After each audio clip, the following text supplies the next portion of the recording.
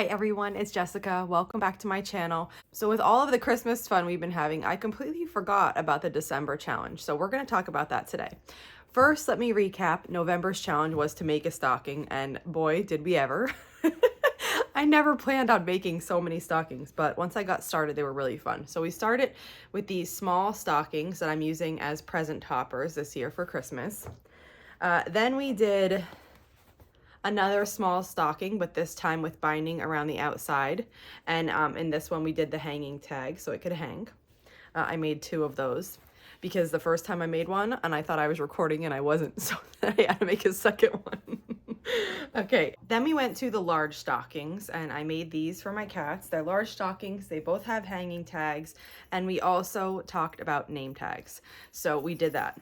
And after that, we also did the tiny little mini stockings that are tree ornaments. So I've been having a blast with these. They are so fun to make. Now, December's challenge is a little bit different, more traditional. It's to make a quilt block that you have never made before. I think there are a lot of us who have a list of projects that they want to make, and some of those projects contains blocks that we've never made before. Now, you don't necessarily need to make a whole project. This challenge is just to make one block that you've never made before, but of course, you can interpret this any way you want it and turn it into anything. A table runner, a quilt, a placemat, really whatever you want. For me, this challenge is pretty tricky because I have made a lot of quilt blocks. And when I sat down to think about it, I really couldn't think of one. So the way that I'm going to work this one is I'm going to grab a quilt book or a magazine that I have, and I'm just going to flip to a page and find one that I've never made before and then make that. And then we're going to double duty this because this is going to knock out the challenge for me this month, but also I have on my list of things to do for this month that you guys had asked to see. Somebody wanted to see hot pads. So we're going to take the one block that I make and turn it into a hot pad. So let's get started. All right, I figured out what I'm going to do. So I saw this block and it's traditionally made with Y seams. And what I did was I just redrew it on my computer using flying geese and half square triangles. And this is what we're going to whip up for this December challenge of a block that I've never made. I cut all my pieces out. I'm going scrappy red, green, and white. Now we're going to work on it. So the first thing we need to do, I just kind of look at this picture and I decide where I want my fabrics to be placed. So I'm just gonna go around the layout and decide where I want to place all my red and green fabrics, and then we'll get started with each of the portions. I'm starting by deciding the reds. I really only have like 2 kind of darker reds, so I'm just putting those on opposite sides and then filling everything else in. And now I'll start placing my greens. Okay, and here's what I end up with. Now, I'm just going to keep this in mind. If you were going to, stop at any point or take a break, you probably want to take a picture of this so that you remember the placement of everything, because as you piece, things might get moved around. But we're just going to work a little bit at a time. Since this is only one block, we don't really have to worry about like chain piecing a lot of things. Like, it's okay if we make one space at a time, so we keep this layout. Now I'm just going to move this to the side, and the way that I have cut these pieces out, and I'll put the measurements for these pieces below. I'm making a 12-inch block. So the way that I have cut these pieces out, I'm going to use this for the corners. I'm going to use this for the geese on the outside, and then I'm going to use this for the geese on the inside, and then this for the center. So we're going to start with the outside geese, and when I do these are directional. I'm going to keep the trunks of the trees just pointing towards the center of the block. So I'm keeping that in mind too as I'm piecing this. I printed out another picture of the block with the lines in it so that you can see exactly what we're doing here if you can't envision it from this block. And so what we're doing here is we have 2 flying geese across the top, and that's all the way around. And then in this inside, we have half square triangle flying geese around, and then we have a center. So we're gonna start by making this flying geese unit, and I need a red on the left and a green on the right. So I'm gonna start by doing that. And I'm doing stitch and flip flying geese here. So I'm just putting my piece down and I'm going to sew across here. And then I'll just cut the excess off here, and then I'm going to repeat on the other side. So this is what my first one looks like. Now we need to make these all the way around the block. And we're gonna work from the outside in. So I'm gonna make all the flying geese on the outside first. And when we actually look at this picture, the red on the outer round, the red is always on the left and the green is always on the right in all of these flying geese. I make 8 flying geese just like that one, using the fabrics that I have laid out in this order, with red on the left like this and green on the right. I made all the flying geese for the outer round of this block, and now we're going to work on the inside. So these flying geese are actually the exact same as the outside. So if I flip one over, red on the left, green on the right. But when we place them in the block, we turn them upside down so that they face this other way and that they make these diamond shapes when they interact with the flying geese above them. So I am going to make those 4 flying geese. Here you need to be careful with your colors, because before, when we made this unit, we took this red and this green together here. But when we're making this one, we're still using red and green, but we're using green from this flying geese and we're using red from this flying geese so that we get this look. Now, if you're doing the same red in every position and the same green in every position like this is drawn, then that won't matter. But for mine, I have a different print of red at every diamond and a different print of green at every diamond.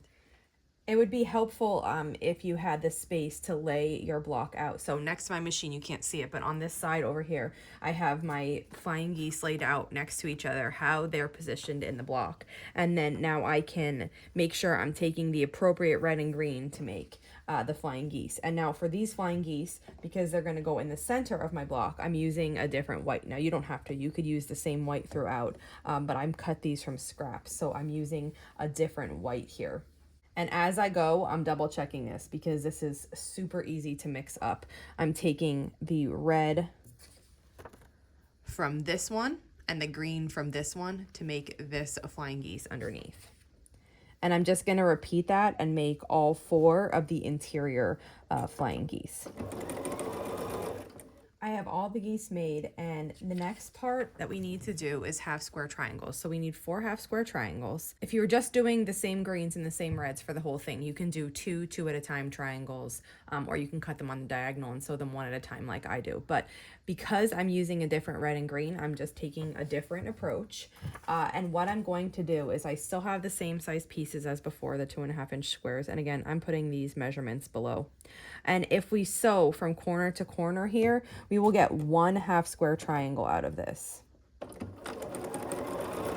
Because I was cutting this from scraps, it was just easier to cut 2.5 inch squares and do it like this. And when I only need 1 half square triangle of this color combination, then this makes the most sense to me. So once we press this open then with our fingers, it makes the half square triangle. And this still measures 2.5 inches. So if you take 2 squares of the same size and sew across the diagonal, you'll get that size half square triangle. So I need to repeat that so that I make 4 of these half square triangles, 1 in each of my green and red color combinations. Okay, so I have all my pieces ready, and I normally would not have pressed them, but I pressed them so that they would lay flat so you could see roughly how this looks. We have our outside round of 2 flying geese, and then I put my squares in the corner. We have the inside round of a flying geese unit, here is 1, and then half square triangles, and that's repeated around this inner round, and then the center is just a square. Because of the way the flying geese interact with each other here and the half square triangles here, it makes these diamond units. And it is a really, really beautiful and stunning visual that the block gives. So now we're going to start assembling this. I've moved it underneath my table so that I could work here, but the way we're going to do it first is like a 9 patch. So I take these half square triangles of the inner round and the inner flying geese. I'm making sure that I'm keeping them in order, because if I were to move them, then we would not get the visual effect of the diamonds. So I'm just being really careful about how I'm placing them by my machine to assemble them. And there's 9 pieces. We just assemble this like a 9 pack. And when I cut the threads here, we'll have 2 more seams left to sew on the center of this block. So I'm just going to fold this on top and then sew across both of these seams with a 1/4 inch seam allowance.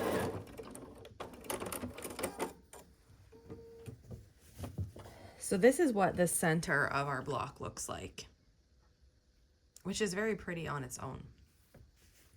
Now we're going to just set this aside a minute while we prepare the rest of the block. For the short sides, we need to sew 2 flying geese together like this. And then we're gonna repeat that. That would be the opposite short side. So 2 more flying geese together, and we'll just sew those like this.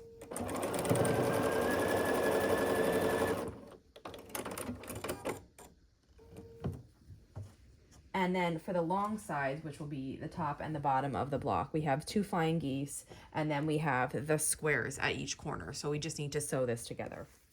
And after we've made the top and the bottom of the block, we can assemble the rest of the block. So I have my center here, and then I have my 2 short sides, which each have 2 flying geese, and we'll just sew these on. Now, if you're worried about seams here, the best bet would be to press these open. This is a thick block.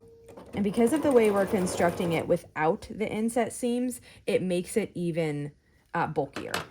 When I make a quilt, I don't like having my seams pressed open, but because I'm going to make this a hot pad, I'm not really bothered by an open seam. So on the main parts of the block, I'll press those open. Right now I'm just doing it with my finger, but later when the block is completed, I'll press this seam open and this seam open, and the other ones, I mean, I think I'll keep them to the side for now. If it feels really bulky to you, you just want to press them all open. But here is one of the sides on. I'm going to repeat that to the other short side, which is this one.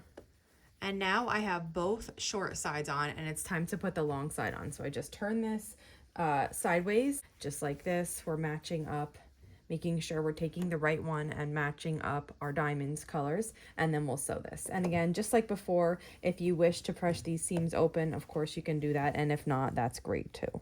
Okay, and here is what our block looks like. So I need to press this, and again, this is a 12.5-inch block. That's pretty big for a hot pad. Usually I would say they range from like 6 to 8 inches, even 9. But what I wanted to do was make a large one. Someone had asked if I could do a casserole size hot pad, and at first I was thinking a standard casserole dish here is 9 inches by 13 inches. So I was thinking about doing a rectangle one, but then I decided I would just do a large square one. Now, if you wanted to make this rectangle, you could add a strip on each side. You could do this with any block. You can make it any size, and then you could add borders to make it exactly how you want it. It's so flexible and customizable, just whatever you want the top of it to be, that is what it can be. So I'm gonna press this, and I'm gonna get my layers together for my hot pad, and then I will show you exactly what I'm using.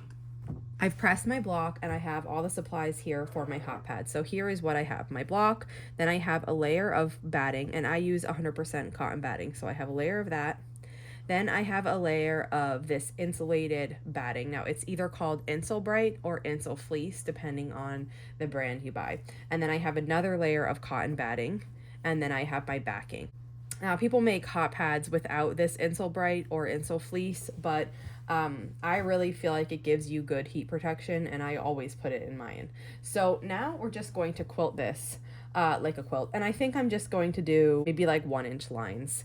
I am going to just start with just like eyeballing this line here, kind of like by this seam. I'm going to go just to the left of this seam, and for this first one, I'm just going to like eyeball it. And then for the rest, I'm just gonna get out my like a spacing bar that hooks into my foot and use that so my lines are evenly spaced.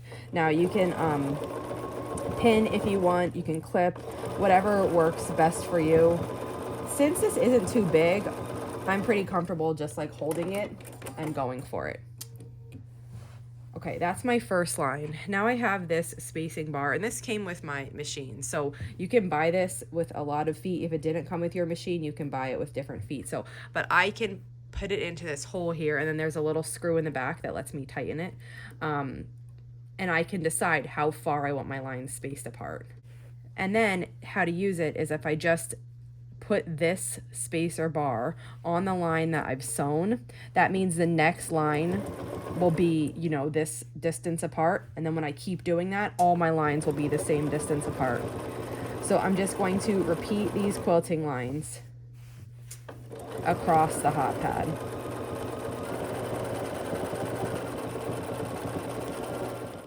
A common question I get is if I always start in the middle, or like, where should I start when you're domestic quilting?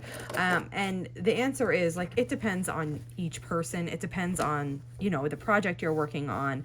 I don't always start in the middle, but I do usually start somewhere that's not an edge. So close to the middle, or like I did here, I kind of started at the end of the first, you know, quarter or third of it.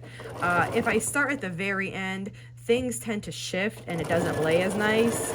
So you don't need to start in exactly the middle, but I would recommend starting somewhere that's not an edge. I find that it just gives you more of a chance to not have shifting then, which, you know, is a big deal when you're quilting it yourself. You don't want to deal with that shifting. And I don't have a walking foot on here. You could definitely use a walking foot. That would move all of these layers very evenly. This is just not that big, and I feel like I don't need a walking foot. My machine does have a dual feed, which helps feed the fabric evenly through, and that's on all the time. But usually when quilting, even Bernina, they'd recommend you use a walking foot for the most evenly pulled through fabric. But I've finished now quilting, and I'm just gonna leave it like this. I'm only gonna do the one direction of quilting. I've got everything trimmed up. It's looking really nice. And now I'm gonna put on my binding. I use 2.5 inch binding. I know a lot of times people use smaller binding for smaller projects. I always use 2.5 inches. I like how it looks. So that's what I do. You are welcome to use thinner, to experiment more, whatever you like. So now I'm just going to sew this on and put it on exactly how I would if I was machine binding a regular quilt. I finished sewing the binding on the front, and now I'm just going to flip it over and sew it to the back. I like to use 57D, which is a 1/4 inch foot, when I sew it onto the front. And then when I sew it onto the back, I like to switch to 34D, which is a clear reverse pattern foot. And I love this one because it's got this red line that tells you exactly where you're going to sew, as long as the needle is in the center position. And then I also like it because it's clear. I can see through it and kind of see what's going on as I'm doing this binding. Back around to the beginning here, and when I get back to where I started, I'm just gonna sew past it a little bit and then do some back stitches to secure it and then cut the thread. So it's all finished now and it's looking really nice. Let me give you a good look at it. Here's how it looks from the top. I love the design. I'm happy that I made this block, even though I've never made it before. It was a really good one to make, and it's definitely sparked some ideas for future quilts and future projects. Now, hot pads, like I've mentioned before, are extremely customizable. You can turn any block into a hot pad by adding 2 layers of batting and Insole Bright or Insole Fleece to it. So if you have any questions on this block, this hot pad, or the December challenge, just let me know. And if not, I'll see you back here soon. Thanks for following along.